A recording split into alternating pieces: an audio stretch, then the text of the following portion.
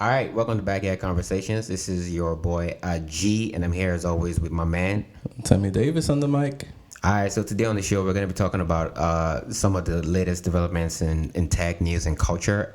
One of the more memorable things that happened in the past week was Chimamanda's essay letter, open letter. I'll call it an open letter, I guess. And there's Spotify and coming out with Greenroom to basically, usurp Clubhouse on the market. See, I'm already forgetting their name. We're going to talk about the developments in the United States with Juneteenth and Nigeria getting more vaccines from AstraZeneca and the reopening of British Columbia to pretty much everyone, right? Yeah, I guess the rules are getting almost fully slack. All right, it's Backyard Conversations. Let's get the show on the road. Boom.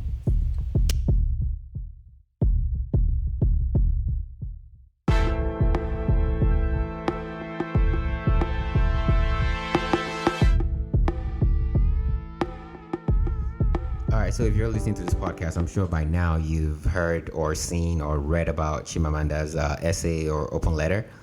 And there's a lot of thoughts flying around about it. I have read just a little bit of it. Mr. Davies, what did you think about it?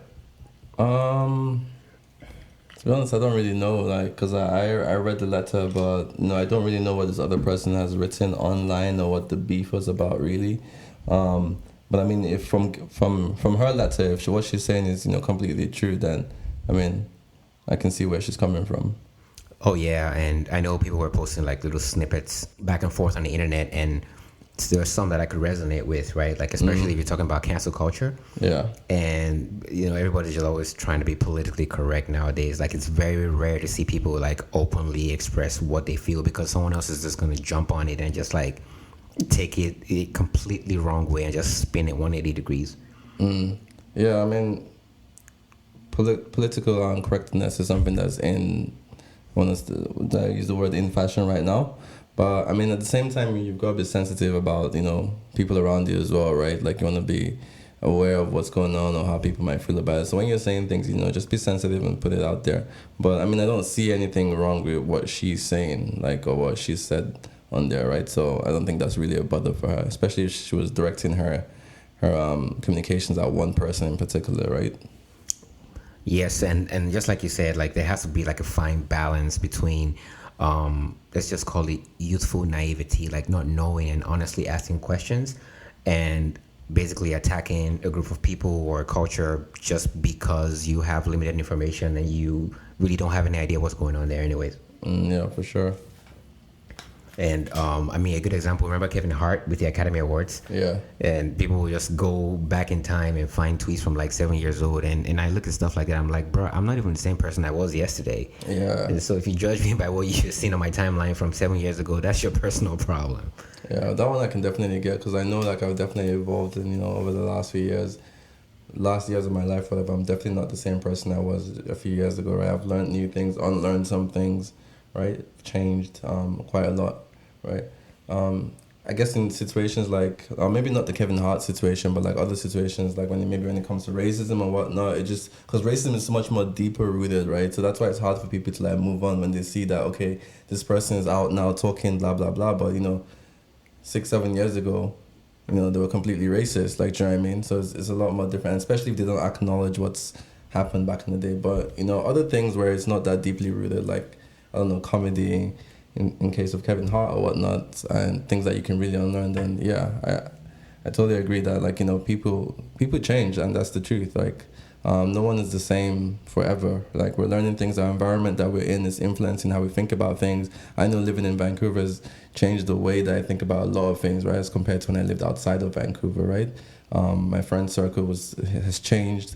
All these different things. So yeah, if you find a tweet from me from a few years back, I'm sure you won't find nothing. But just know that I was young, I was dumb, and I've changed, right? Right. The same applies. We've all grown from where we were. As a matter of fact, like recently, I stumbled upon some of my old Facebook posts, and this would be a good segue into Facebook, and I cringed. Like, it was just the funniest, dumbest things I've ever seen in my life. And people who are friends with me on Facebook, because I never go on Facebook anymore, if you're listening and you want to go take a stroll down memory lane, yeah, you'll be embarrassed on my behalf. Sticking to the Facebook theme, we heard recently that Facebook is going to start embedding podcasts literally on the platform, and I don't know what I feel about that. Yeah, man, just watch all your information get sold to the highest bidder. Still, that's what I feel about it. Like, podcasts get on there, and they put in something like the new Clubhouse vibe that we're getting right now, and you put it on Facebook, and, they're definitely going to be listening to them conversations and, selling that to the highest bidder, selling you more stuff, like building your personality based on that as well. Right. So I don't trust Facebook. I'll put it out there. Like, Facebook's a big company, but like, I do not trust them. For the longest time, I've always been #delete Facebook because I know how invasive in terms of privacy this company has been, and all the data breaches, and every time the CEO is called to come testify, there's always the same promises over and over and over again. However, like, Facebook has always struck me as a double-edged sword.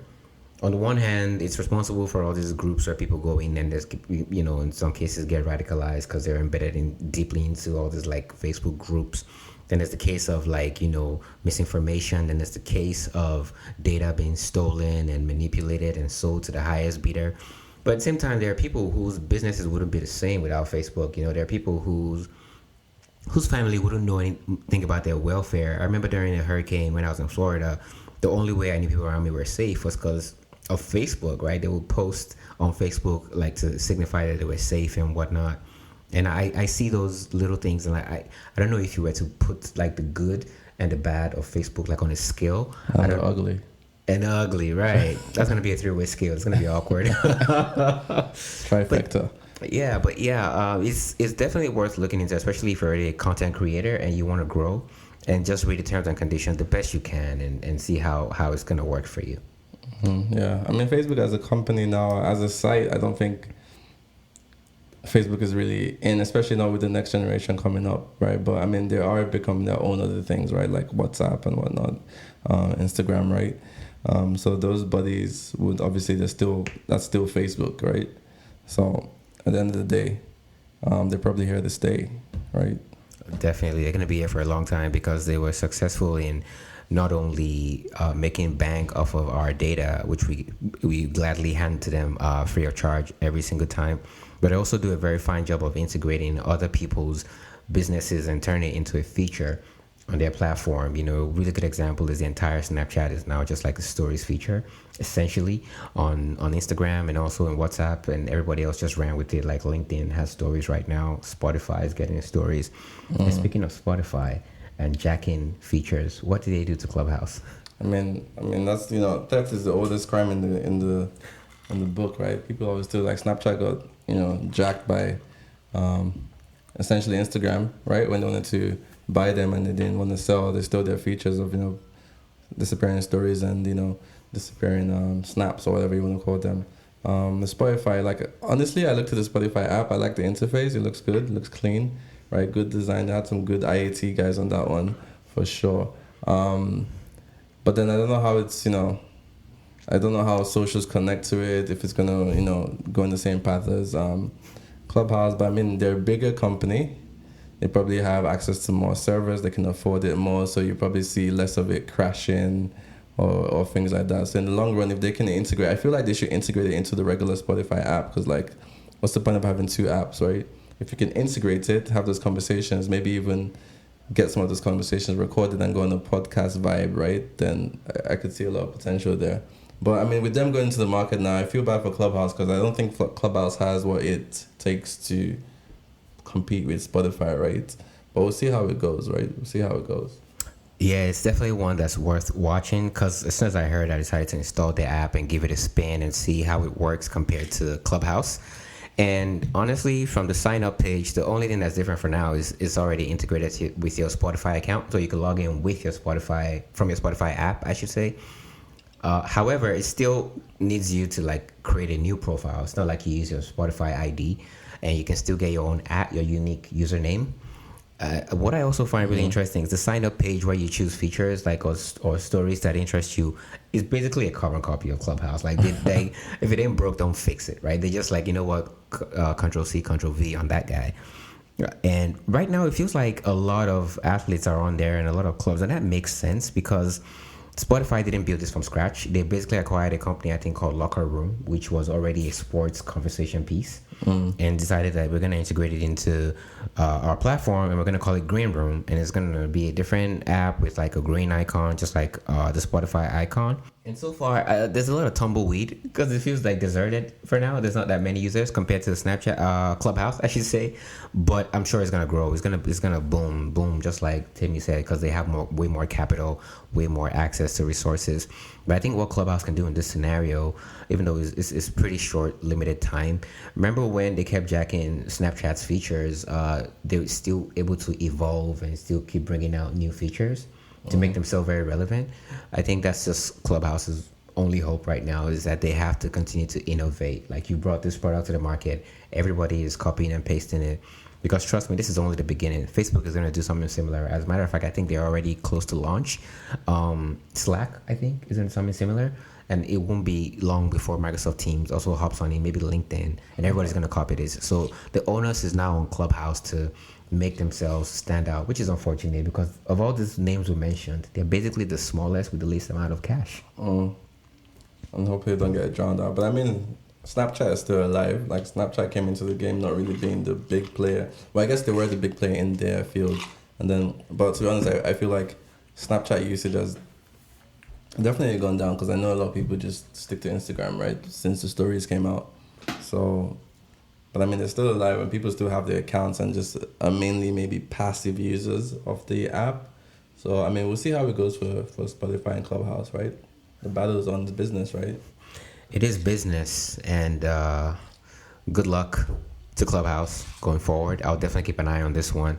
And speaking of business, British Columbia announced that they're going to be kind of sort of reopening now. Boom, we're outside. We're outside. It's really sunny out. Like, so if you've been doing your crunches all year, you're trying to get that summer body out, like, this is your opportunity. Like, the beaches are finally getting opened one at a time.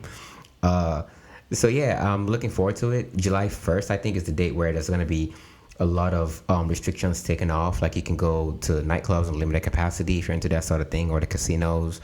Return to usual for like indoor and outdoor personal gatherings. Now you can do sleepovers if for some reason you still do sleepovers. You're not gonna get in trouble for it. So this is something I'm really looking forward to. Yeah, less than 2 weeks away.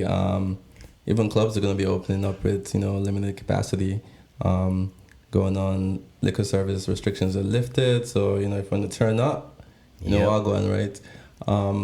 Yeah, but it's basically everything going back to normal, really, except I think you might still be wearing masks and things like that when you go to certain places. But I mean, on the tables, if you go to a restaurant, I don't think there's any restrictions on that at that phase. I'm not sure. But most things, you can go to most places. You can travel around the country as well if you want to. There's no restrictions, and you don't have to stay local anymore. The gyms are open, bro. Yeah, gyms are open. You can do high intense fitness activities, right? All of that, right? So it's basically we're going back to where it used to be. Right, except for concerts. We have to wait till September for that one. But I don't think anybody's really hyped, like looking forward. People are still going to be paranoid for a while before they start going to concerts. Yeah, that's a lot of people just lumped together, yeah. It really is. Especially with the variant still going on, right? So, yeah, we'll see how that goes. I mean, me personally, I wasn't like a big concert goer before. I care more about traveling and things like that. So, I mean, let's see. Looking forward to it still. Yeah, so one of the reasons, the primary reason the economy is reopening at this kind of pace is because the vaccine rollout has been pretty good. I wouldn't say it like it's off the charts, but it has been really good. Like, if you were to compare Canada to like a lot of countries, they've done a great job, right? Still haven't got mine yet, by the way. I'm getting it next Friday. There you go. I already got my first shot. I'm looking forward to the second one so I can just be limitless. Then it makes you pretty much more interested in the news that Niger, is getting some more AstraZeneca doses. I mean, they're getting those, like, they're pretty much, shipping what people don't want to those guys, isn't it? But I'm hearing some mixed reviews. I'm hearing some people are now rejecting AstraZeneca. Some countries are rejecting it. I've heard some states in the US have been like, that doesn't qualify. I'm not sure what's really going on with those.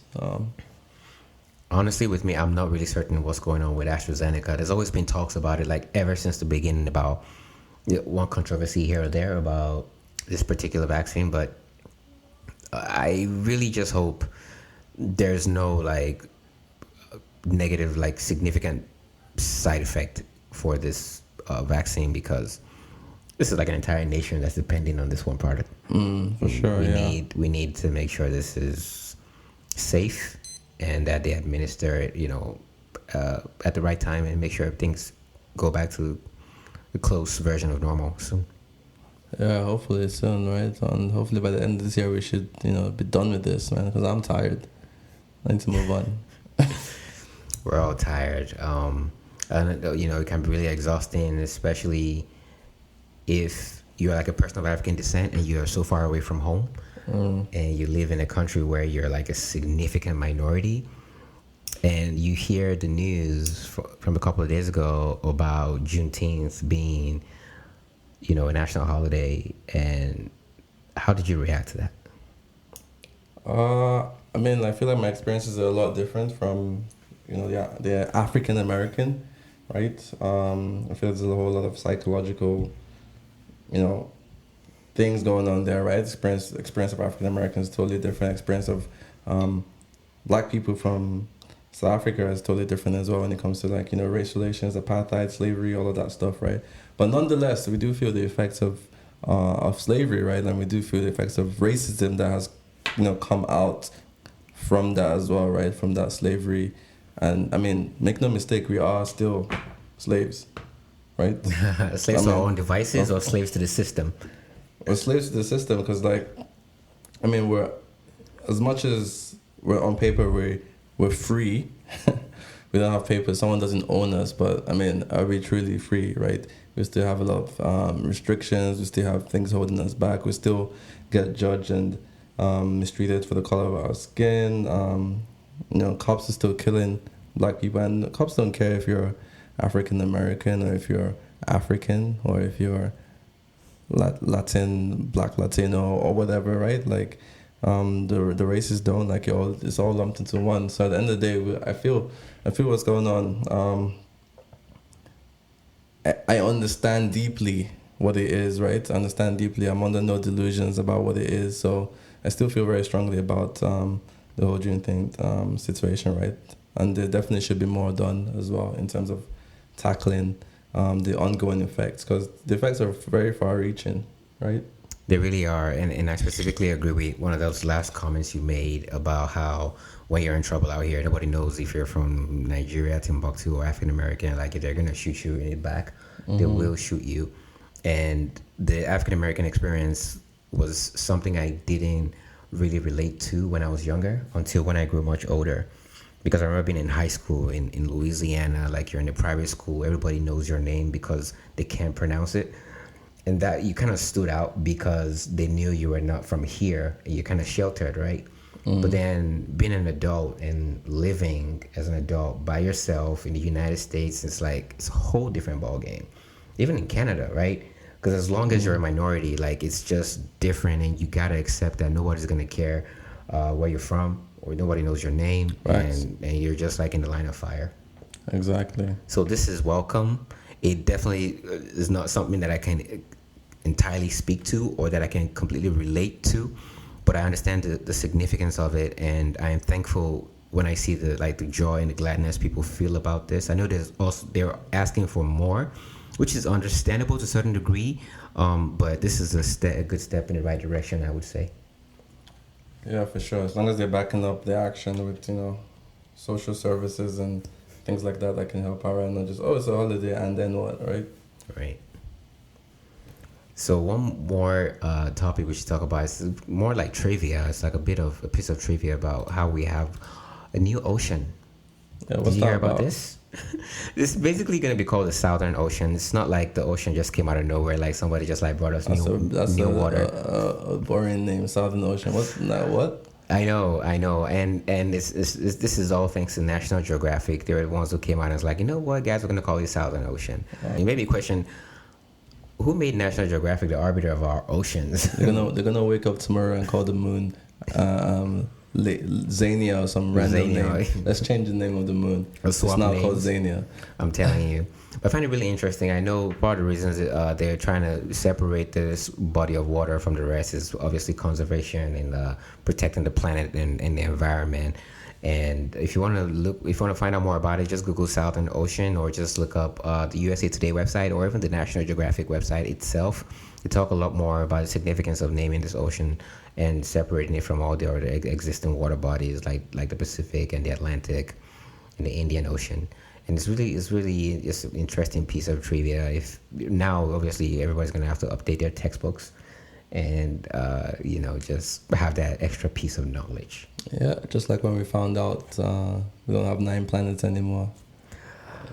Pluto is somewhere weeping about that right now because I still rep Pluto, man. I think Pluto is a planet.